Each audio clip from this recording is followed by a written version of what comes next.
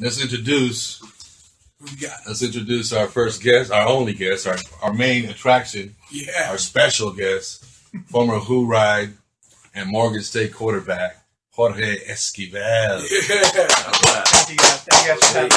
What's up, my brother? Not much, man. Hopefully, I can put on a good show for you guys. Usually I'm the quiet guy, so I'm behind the scenes. So Oh no, hopefully, looking I like can track.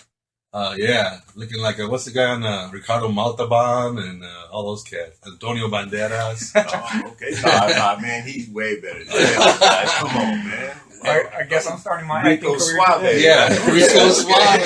Don't insult him. Wheels, do you even own a leather jacket like this, bro? You know what? Back in the day,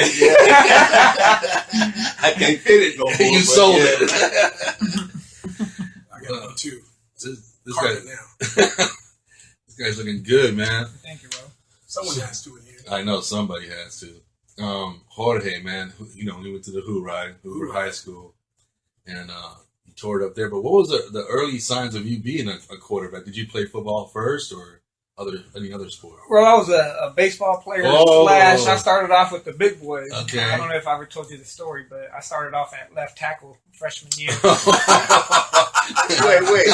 At 130 pounds? I was probably like 145. Oh, okay. Fit in. Yeah, That's so, understandable. you know, big hips. And He's a little hippie, right? Yeah, so I was a left tackle. One of the coaches picked up a football and started throwing it with the other quarterback. I don't know if you remember Johnny Sanchez. Oh yeah. And they were playing catch. He missed the ball. I pick it up. I throw it back at the coach. A bullet straight to his chest. And I think I started the next week. I thought that only happened in movies. No. Oh, okay. Antonio Banderas in the house. Okay, About to get Rico. started, you know what I mean? Antonio Banderas story, quarterback version of it. But yeah, that's how it started, man. I started playing baseball. I was a baseball guy, flag football guy. I didn't put on the pads until end of my freshman year, and that's because I had teammates, or not teammates, but friends that were like, "Man, you could throw, come play." And then I came in. I was quiet, you know. I blossomed late. I didn't really even blossom until probably like the end of my senior year in high school. I was just committed to playing football and sports, and I was more of a academic guy. Yeah. And I played sports for the passion of playing sports, not necessarily because I had a bigger vision. And then you came along, well, somehow I became A college quarterback. a college quarterback. I don't even know what happened. From O-line to quarterback. Yeah, the Antonio Banderas story. That's how it started. I want the rights to that movie. All we need is Selma Hayek. We'll be all right. Yeah, we don't need anyone else. I'll be all right. We won't even make the movie, bro. We won't even make the movie. And who would you get to play Coach Ro? Oh, gotta be Coach John Ro. Candy? Or? Did he die? Bro, you plan on filming that scene? But yeah, then I have to think about that. Okay. yeah, I slowly developed. I had coaches that cared, and you know, you develop slowly. Your feet, your footwork, the arm, and then everything just came together. You know, we started winning at Hoover. Yeah. We came in. I think we were 0-10 that previous season, and then you start winning, and then by your junior year, you got packed stands. Yeah. You know, we played Marion Catholic at that time. I think Yeah, it's called what's it called now? Modern Day. Matterdale. Yeah, Matterdale, yeah. Packed stands, and then senior year, you put everything together, and then boom, you got people calling. Won the first 9 in a row. Yeah, 9 in a row. Yeah. Who were some of your teammates? Terrell Williams went to awesome player. Could have been. I feel like he could have been one of the best if it wasn't for his knee injury. Yeah. Everybody agrees. Yeah. I think that was the best way for me to put the film together. Just throw it to him. Yeah. Hand it off and throw it to him. You know, some people make football hard. I do my role. Hand it off, throw it to Terrell. Hand it off, throw it to Terrell. Well, remember, Yeah. our first play was a little spot pass to him. He'd take it to the house. And you take it to the house, and there goes my first 100 yards. 1 for 1, bro. 100 yards. Coach, we're out throwing the ball again. We're done. But yeah, Terrell Williams, Will Scott also went to Will Scott. Will Scott, man. You know, and that's a story in its own. Hopefully he doesn't mind me mentioning his name. We had Charles Turner. Charles Turner went to San Jose State. Mark Tate, Hawaii. You guys got a massive O-line, too. Yeah. Huge. We were huge. Yeah. He was on at Mission Bay then, salivating. Don't hold it against me. Played We with, still love you, man. Andre Bulldog Williams. Oh, He yeah. went to Oregon State. He went to Morgan, and so did Abraham. Sanchez. Yeah. Cruz. Was The it Cruz? Cruz, yeah. Abraham Cruz, yeah. Cruz, Yeah. Big boy. Yeah. And Big Wesley Charles. Big Wesley Charles. Yeah, Isn't he coaching? He was coaching Mar Vista. Yeah, I saw his name. No, he went to Sweetwater. Remember the big dude? Oh, yeah. I got to touch base with him, but yeah, he was at I think he's Morgan. the head coach now there in Sweetwater. Oh, Yeah, I think one of the head that's coaches right. stepped down and Yeah. he stepped up. Yeah, he played. He was a tackle for him. Yeah, he was At my Morgan State. right tackle. Okay. Had smooth feet. Yeah. Smooth feet. Just hated the weight room. Yeah. He would have been in the Sounds familiar. Yeah, the weight room. You know, you He's sit a back big now. boy. Yeah, he was a big boy. If he would have just Yeah. stayed in the weight room just a little bit longer, he could have been in the NFL. Yeah. Man. But yeah, we were loaded in Hoover High that year. Yeah, we're extremely Those 3 loaded. years. You don't even know how loaded you are until you step out of the field, and then Yeah. you go back and you look at the history of Hoover, and then, oh man, we're a stacked team. Lavelle Moore. Lavelle Moore, yeah, it was a stacked team. Yeah, we were stacked. Yeah, Ellis Jones came later. Later, yeah. yeah, he went to San Jose. Yeah, he came out. Yeah, he went to San Jose. Yeah. But a lot of people don't think. Man, I'm losing my voice. I'm not used to talking on that. But, a lot of people don't think that. You got guys like that coming out of Hoover, small school. Yeah, And then all of a sudden you throw all these names and Division I scholarships and small D2s and D1 AA's, and all of a sudden it's like, oh, Hoover's producing that type of talent? Yeah, we were. Yeah. We were. And, we get labeled as a city school. It's a badass city school. It is. A city school. And I went to Morgan, so that I have a little trigger with that word because a lot of kids call it the ghetto, and I'm like, go to Baltimore City. Yeah. The ghetto. We play ball in the city. Yeah. But then you go down to Louisiana, and that's the ghetto. Yeah. The Baltimore Projects. City, the project. The real one. Right. Real projects. Oh, I grew up in the hood. No, you didn't. You can walk down the street. You're right. You grew up in City Heights. Just because you sag your pants doesn't make you ghetto. Pull them up. Right. Pull them up.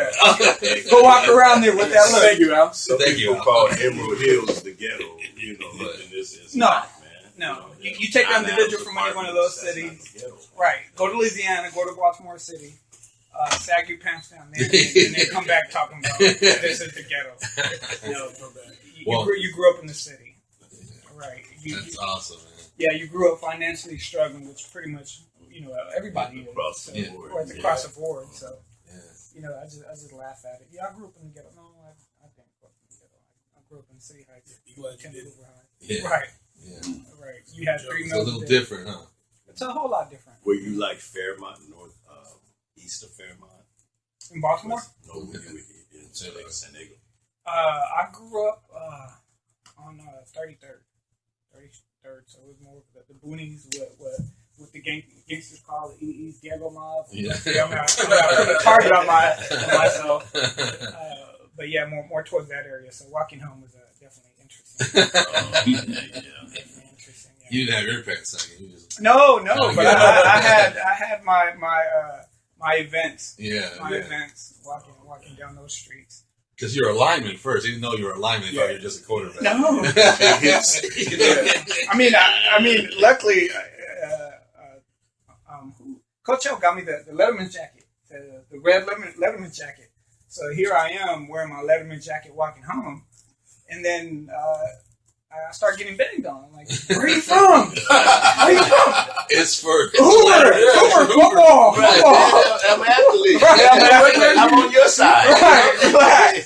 Number 75. Yeah, and luckily when I turned around, they recognized me and like, oh, my fault. Sorry. Oh man, good luck this Friday. But that was one of the stories. Then they asked for an autograph. I was just luckily walking away with When's your next movie? But yeah, it was definitely interesting growing up in that neighborhood. would always get confronted just for no reason. Yeah. You know? So when you went out to Baltimore, you really saw the difference. Oh, huge difference. Our first game was against Townsend University, and Morgan's at HBCU, that college. So Townsend, that first game, the away side, which was our side, they were rebuilding the stands, so everybody had to sit on one side of the field. Oh. So it was definitely seeing color on one side, and then just white on the other side. You know what I mean? At Hoover was like, Hoover was M&M's. You got M&M's just all over the stands. And I get there, and you just see two sides, and it opens up conversation with your teammates because at this point in time we're still playing football, and it's just all about football. Yeah. And then when you got teammates coming from Texas, coming from Florida, and I'm from California, where I'm used to seeing M&Ms, and then you see two different just shades, and the conversation started like, man, yeah, this is still going on down in Texas, and people just find ways to cover it up and make it seem a little bit different. But yeah, it was definitely a shocker to me that first game. It was definitely a shocker. Eye opener. Oh, it was a huge eye opener. You kind of realize how small you are in the world in the big scheme of things. So, Well, hold that thought. We'll be right back on the Coach Rose Show with Iggy and the Icon, our guest Jorge Esquivel Pena on KBLKRadio.com. Be right back. Hey, we're back on the Coach Rose Show. I am Coach Rowe. Got my man Iggy. Got the Icon over here eating breakfast. Our man Jorge Esquivel brought us breakfast this morning, so it's the 8th consecutive day I got free breakfast. Wow. That is not good. What are you going to do tomorrow, bro? I don't know. Withdrawals, Right. man. Breakfast withdrawals. Exercise. Thanks. Well, getting back to our guest, Jorge Esquivel, former QB for Hoover High School Hoover. and Morgan State University. Now, that was back in the VHS days. 2 turntables and a broken 808. I had the 5 VCRs stacked up, so I sent the tape out to Morgan State to my man Otis Covington. yeah, Otis. And he had said we needed a quarterback. He said, "Hey, Ro, I like this kid. And he goes, "Does he mind going to a historically black college?" And so he goes to a historically black high school. Oh no, we good here. We good. Yeah, you're right. Yeah, he called me at this point in time. I wasn't a top tier guy at that point in time, so those calls came late. And I remember Ro was doing a lot of work for me, and you would get calls and interviews, and at this point in time, you're getting tired because where's my life headed next? And 2 months into it, you're getting calls from everywhere, and you're just not tall enough. Yeah. You're just not tall enough, and that's all you're hearing. Yeah. Otis calls me, and great sales guy. I think he could have sold me 2 quarters for $1.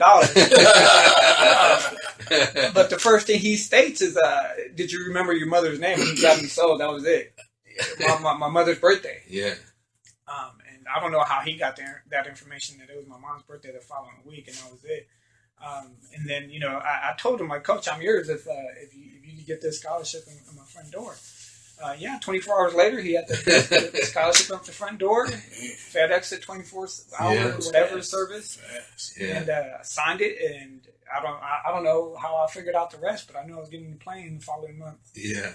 And heading to Baltimore. It just happened. I think I had you for dinner. We had a gathering. Yeah. My dad threw a gathering. Yeah. Should have him for breakfast. I think he slept. The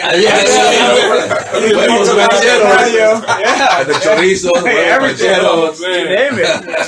Man. Yeah, I didn't leave. No, Next time, send him food. I think that's how we got rid of him. Send him a plate. Here you go, bro. You get the leftovers. Guy's like a cat. I'm not going anywhere until I have some more of those tacos. Yeah. Got to put a pan of milk out in your front. Now, speaking of that, now you're in Baltimore. There's not too many Mexican restaurants. Or Oh, taco not shops. at all. Not at all. But your mom would pack you some stuff, right? Oh, yeah. She would send me care packages. And let's say my teammates became close. Yeah, one of my teammates had to get rid of the hot sauce. So that was causing problems at night for everybody. He got that big bottle of Tapatio and Valentina and threw it in the trash. He got tired of going to practice with a burning yeah. So it was good the night before, but man, Disco Inferno. You ain't ready for that. Man. Yeah, it didn't work. It didn't work with football. So you like a hot knife through butter. Yeah, I was upset, but it was a sacrifice. Now, Morgan State's in the Mighty MEAC conference. No Correct. joke, huh? Yeah, no joke. A lot of guys, and you realize that a lot of West Coastians don't know what HBCU is or the MEAC, or it's just tough competition. Who's in the MEAC? You got Florida A&M. They're constantly playing Florida State, Miami. Yeah, they're constantly getting better. You got Dell State. You got Hampton. Hampton is probably the powerhouse of the Virginia, right? Yeah, they find guys. They find ways to get guys in the NFL left and right. Yeah. Then Dell State. You got the Norfolks.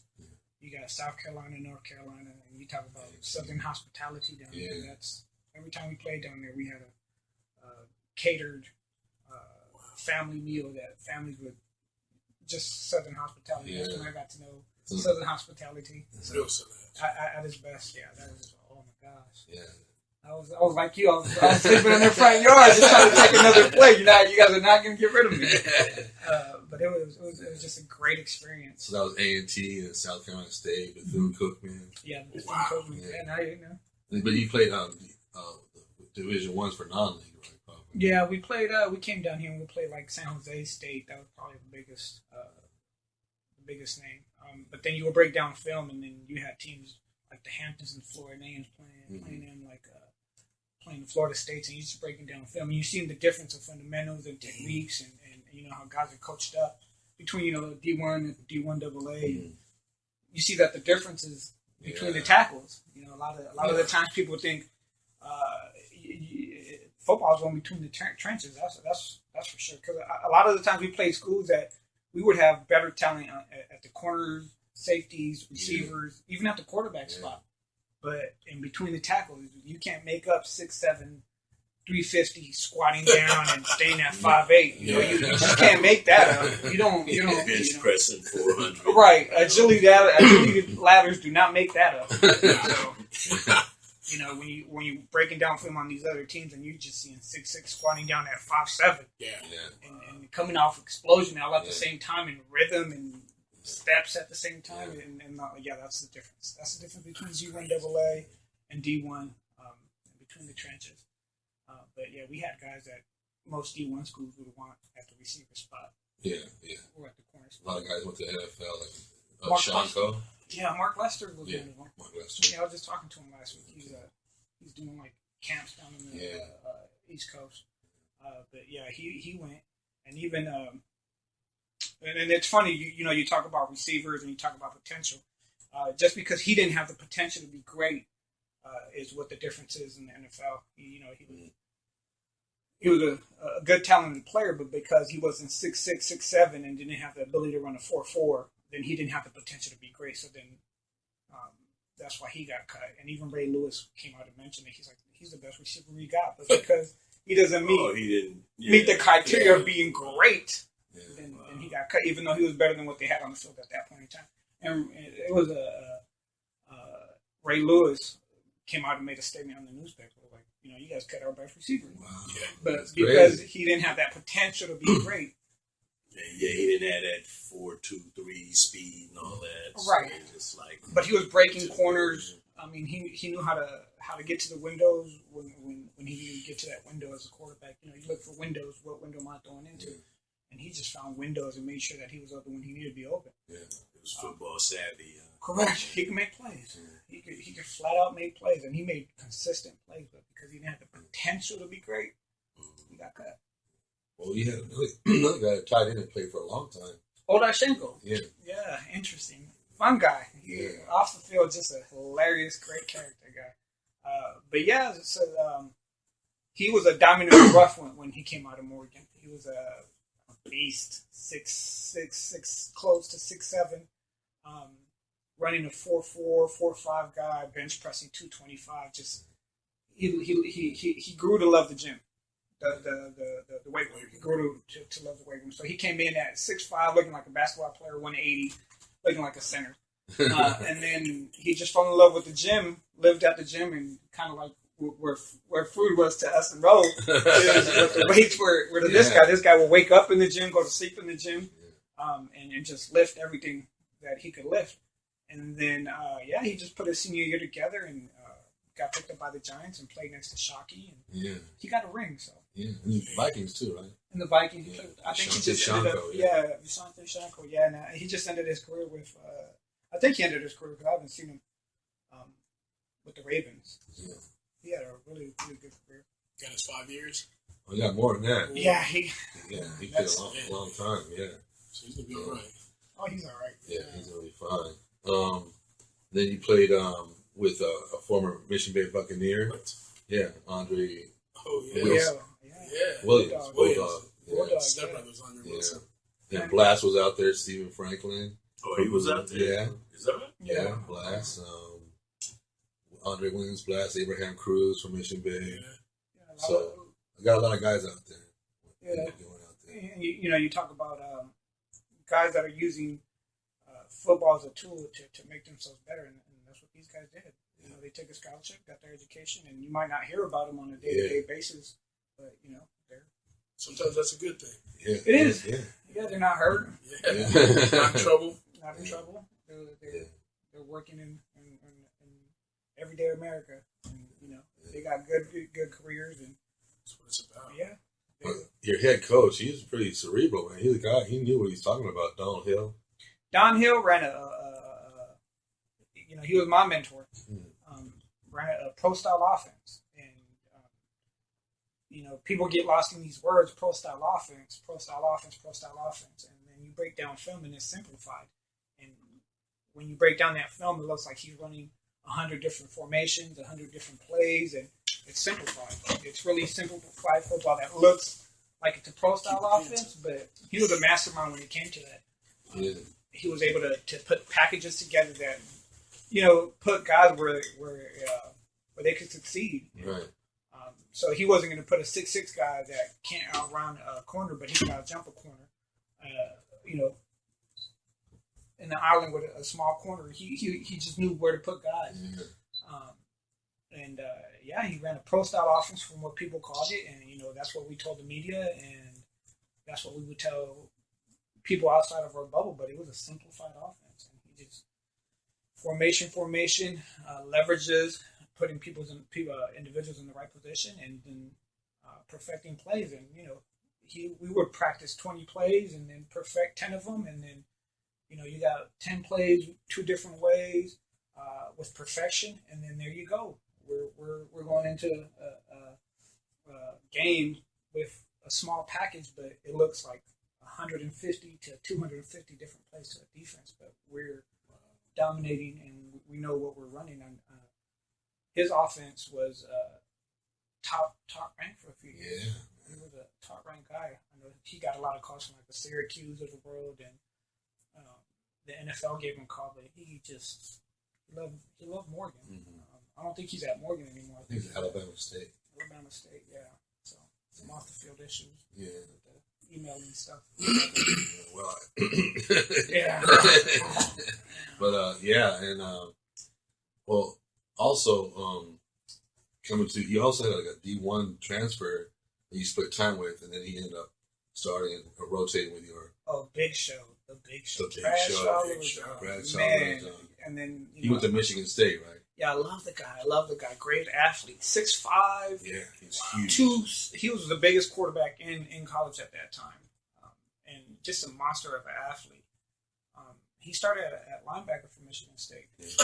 Just at linebacker. He went from quarterback to linebacker. No, he went from linebacker. He got tired of playing linebacker. He was at Michigan State first as linebacker. As a linebacker. Then he came to you guys. Yeah. I thought you were the quarterback. I wasn't. Yeah, he showed up. I saw him walking in the door. I was like, "Oh, here you go, big guy." Switch positions. Yeah, so he wanted to play quarterback at Michigan State, and they said, "No, thank you." And then you talk about education, and this is where I bring up the education factor. I became a graduate assistant the next year, and our life's focus with him was school, because he could play football. Yeah. The guy can play football. He didn't, unfortunately, he didn't hit the weight room, but he could. Once the NFL scouts came in, he was never in the weight room. He just got him to 225. Yeah. 25 times. Yeah. Yeah. That's QB. Just Yeah. yeah. His DNA. Yes. It was just in his DNA. Yeah. But unfortunately, he didn't get his degree. So, he's currently struggling. Yeah. And he might not tell you that, but I would tell him that out of caring for the guy. Yeah. Man, Bradshaw, get to class. Great Get to class. Yeah. And somehow, this is those stories behind the scenes where a guy comes out with a 2.0 GPA during the season, and then Once it's over. once it's over, Yeah. yeah, a lot of guys have that 2.0 GPA during the season, Yeah. and then unfortunately, when your career's over, Yeah. It doesn't help. it doesn't help. Yeah. Well, tell us about. I think one of your biggest games was against South Carolina State. Yeah. You guys were behind, but you came in and. Yeah, well, I mean, in the ranks, the college ranks are a little bit different. A lot of guys think, well, I had a monster game last game, so I'm gonna start the next game. Yeah. You got to still come out and work every day at practice. But yeah, I came in, I was backing up, and I think I threw for like 380 and a half. And a half. And then, yeah. 3 touchdowns, I believe. Yeah, came back the next game and right next to the coach again. Yeah. But again, that game he needed somebody who could throw the ball, and we came out there, spread it out, 4 or 5 wides, and just let it rip. Yeah. But yeah, it was one of my better games. Yeah. And then, you accept your role. Did you add some scrambling to your dimension? I had to. I definitely had to. I was more of like that Doug Flutie style. You needed space. I had space and quickness and that little head in between the shoulders. Yeah. I had to think everything 3 times ahead of time. I wasn't going to have that at the end of the game. But yeah, I brought a lot of Doug Flutie type style, just out of heart and drive. And you just find ways to make it happen. Just putting the ball in the right spot, right windows, reading the coverages, getting the football out of my hand was, I'm not going to hold on to this football. Yeah. Right. Yeah. Quick release. Frantic release. Yeah, whatever you want to call Just it. gotta go. Whatever you want to call it. Get the ball out of your hand release. That's what that is called. You got guys that are 6'6" coming at you. So, but yeah, it was that Flutie style. Well, tell me this: at the end of your career there, what did the coach say to you that you remember the last game?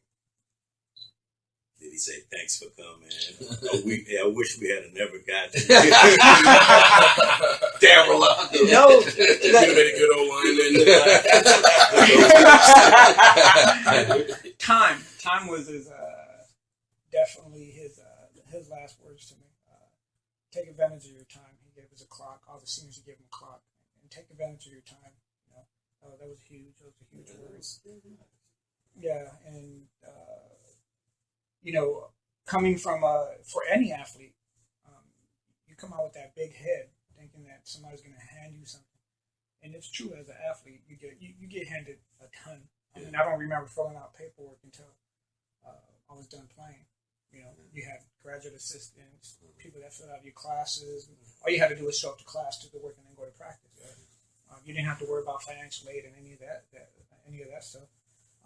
But that was one of the last words that he told me was take advantage of your time and just humble yourself.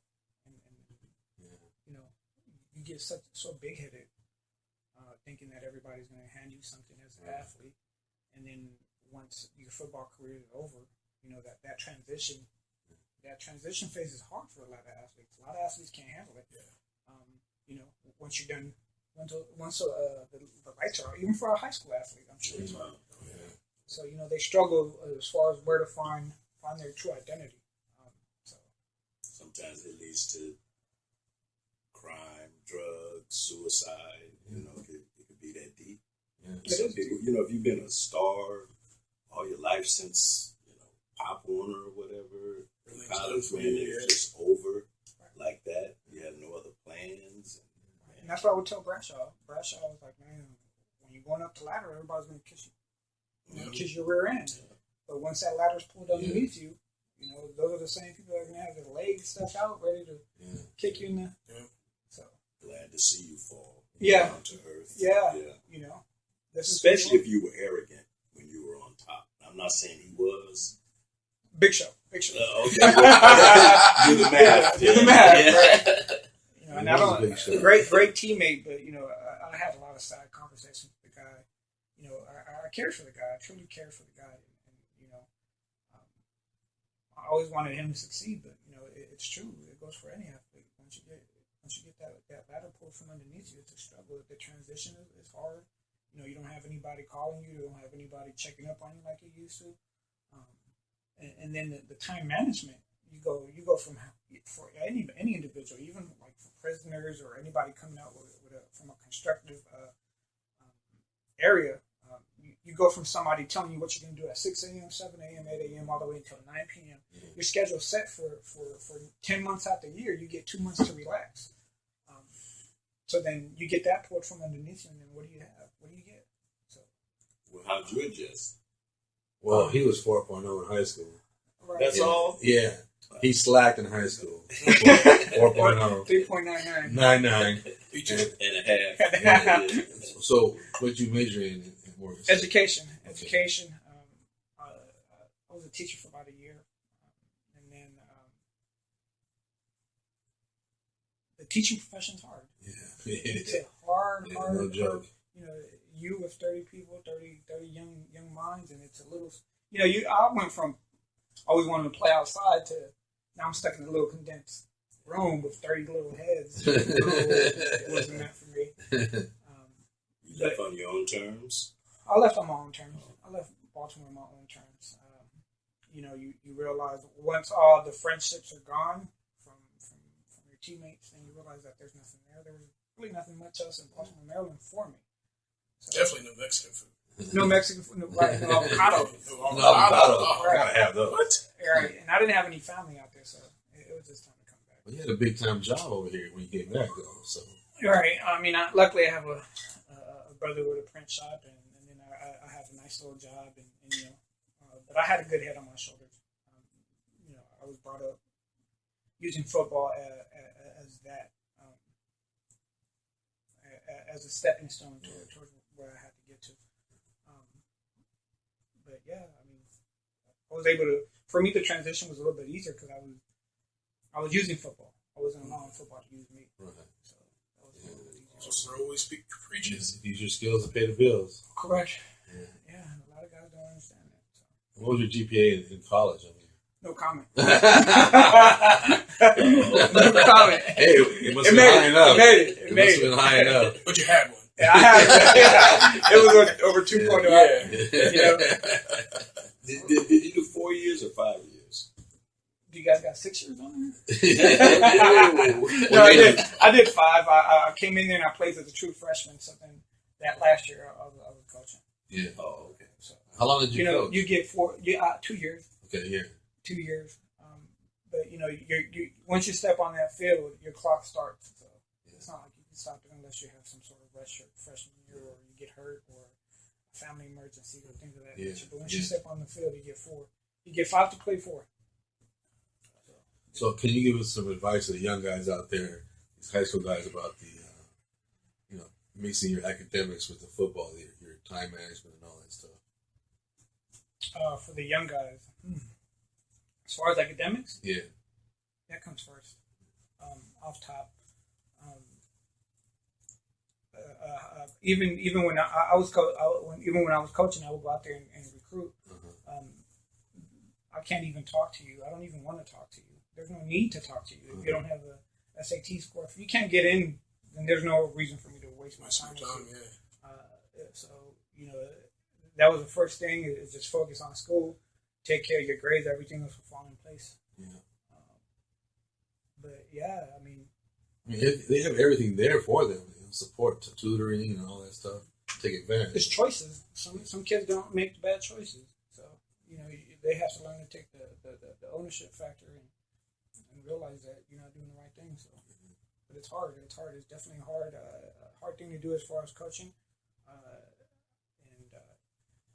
And something that is not mentioned is the pay of coaches in the high school level.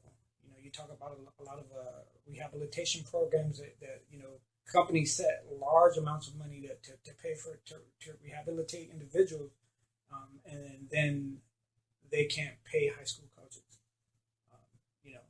Where they're getting stipends for $2,500 and $2,300, but then you're building a multi-million-dollar facility to rehabilitate. But then this individual is setting a foundation for 50 other individuals that you call your community. But then you're only paying them $2,500.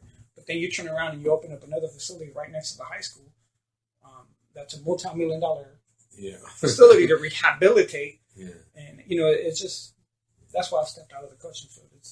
It's not worth it financially, and it's hard because then you talk about why there's a lot of failures in the high school system right now as far as coaches and the standards have dropped. Well, that's why there's no financial backup for these guys to put the best of the best out there. You got $2,500 stipends. Well, who's going to want to do that? That's a lot of time. It is a lot of time in season. Right, and I applaud the guys that do it, and it's a hard job, but financially there should be some kicking because you guys are doing a lot of work with these young individuals. You guys are giving them tools to hopefully succeed into their next phase of life. And financially, it just doesn't make sense. It does not make sense, and nobody wants to answer to these questions because obviously it's a hard stepping stone or a hard conversation to have with different individuals. Yeah, administrators, some of them don't care about athletics too much, but academics, which is the most important thing. But then they wonder why their communities fail. Yeah. Why can't we have night games? Yeah. Oh, because there's crime outside. Yeah, there is crime outside because you've done nothing for it. Why is my car getting broken into every other day? Because I was the same kid you had 10 years ago. There you go. There you go. The criminals come back and rob from the same place that they know. They don't rob. They don't go. Yeah, they're not going to go out of their element. No, they stay in their element. So then you question, why is my community not able to have night games? That's why. Because you did nothing 10 years ago for that. Exactly. There you go. Why? Because you're not paying the coaches. Exactly. You're not paying individuals that can lead these young men into the next step of their life. But then you turn around, we got a $5 million grant for a facility to rehabilitate from alcoholism, from drugs. You would have to rehabilitate that before it grows into that. Right. I mean, we were at Hoover. We had to take guys, give rides home. We had to feed guys, out of our own pockets and stuff like that because nobody else was doing it. Right, and it was frowned upon. Yeah. I mean, it was. I know it's frowned upon for coaches to do that. But what are you doing? What are you doing to help the situation? Absolutely nothing. Nothing. It's definitely a hard conversation to have with the directors and the leaders of different communities. Well, Jorge, can you tell us about your company, Relentless? Well, originally what I started Relentless for was, you talk about that financial phase of coming out of playing college sports, and there's a lot of individuals that, you learn a trade. You learn a trade, and the trade is, my trade was being able to play quarterback. And that's a trade in its own. So you got a lot of guys that, go to college, and then once they're done, you have a trade, whether you believe it or not. Whether you played collegiate offensive tackle, collegiate guard, collegiate center, collegiate quarterback, collegiate shortstop. You have a trade, and a lot of people are willing to pay for that expertise. And when I started Relentless about a year and a half ago, that's originally what it's for. Originally was, when I would come down for the summer and the winter, I didn't have a job. Nobody's going to hire me for 2-3 months. And but not knowing what I know now is that as a quarterback, that is a trade that a lot of high school parents are willing to pay for. A lot of parents are sending their kids to trainers that have never played the sport in their life. And they're paying top tier money for these guys, but then you got college athletes that are coming down for the summer, for the winter, that have a trade. So that's originally why I created Relentless. It's ventured off into more of boot camps.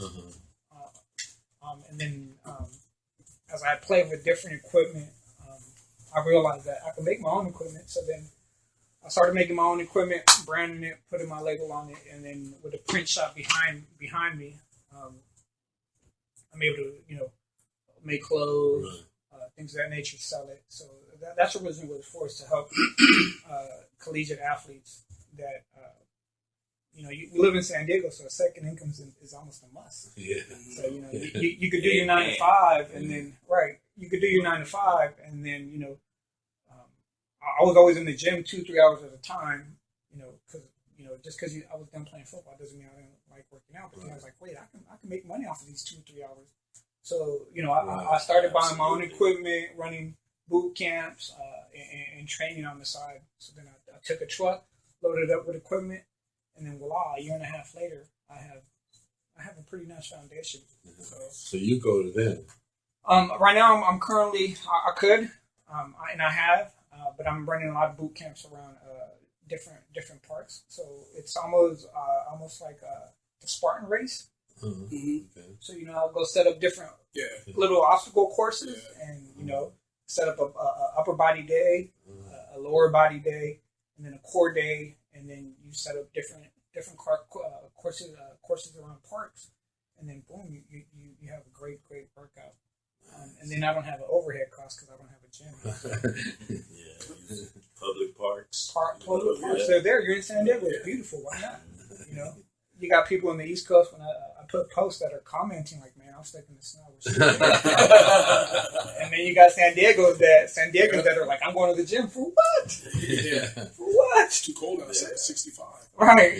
Yeah. Literally. 65 degrees here. Yeah, I'm not coming out today. It's 64. It's December and it's 85. Right. Hey, that's why they have a lot of good musicians on the East Coast. Yeah. They're always indoors. Yeah.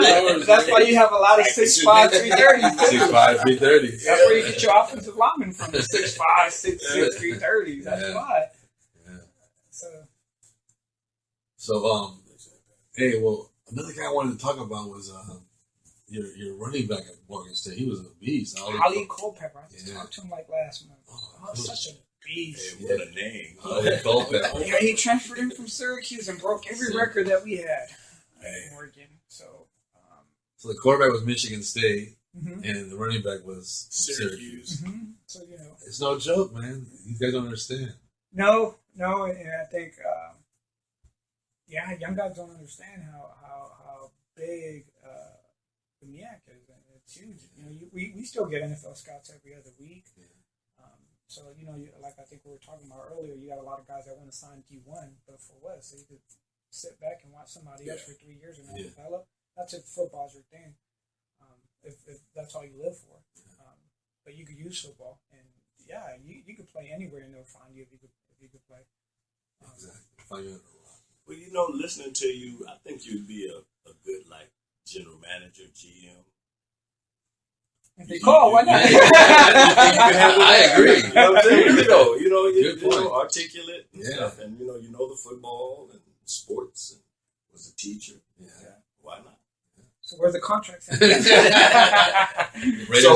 is that something you would consider or wouldn't mind doing? Because some people it's like, nah, man, I'm through with football. I want nothing else to do with it.